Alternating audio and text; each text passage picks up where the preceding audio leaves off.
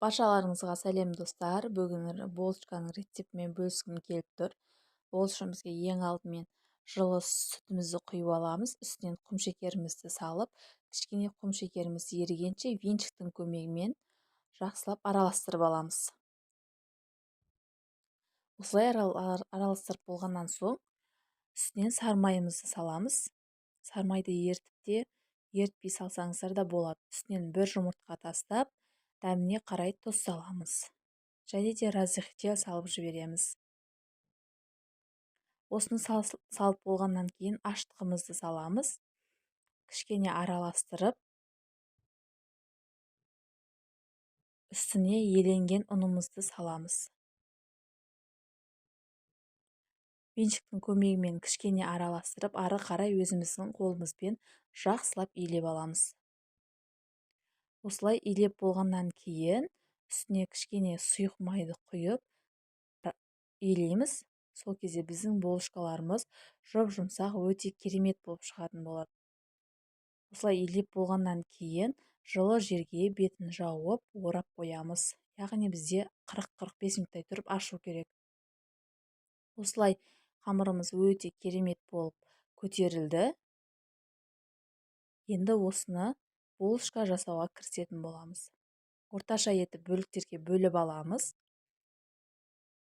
Бізде жаңа май құйған үшін бізге оның қажет емес, қолға жабыспайды. Барлығын бөліктерге бөліп алып, осылай дөңгелек етіп шығамыз барлығын. Достар, менің видеом қызық болса, YouTube каналыма тіркеліп, комментария қалдырып кетіңіздер. Сіздердің қолдауларыңыз міндетті түрде маңызды.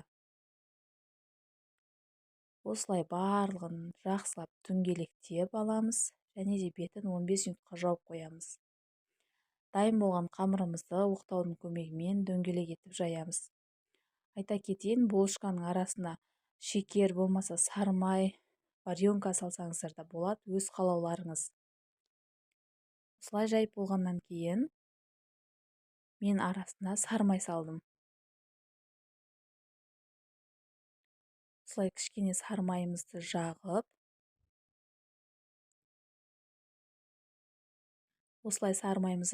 шетінен орап, және де пышақтың көмегімен бас жағын кесеміз.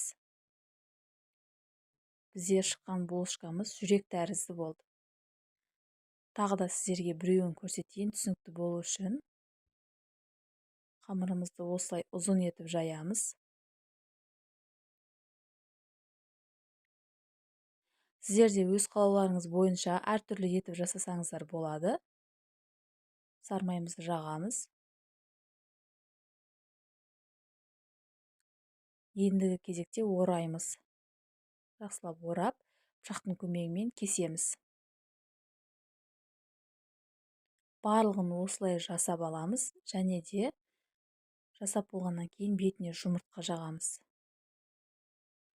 Қызып тұрған 180 градус пешімізде қызарғанша пісіріп аламыз. Біздің булочкаларымыз көріп тұрғандай дайын болды. Өте көтеріліп істі, қызарып, жұп-жұмсақ болып шықты. Сіздерге видеом ұнаса, лайк басып кетіңіздер.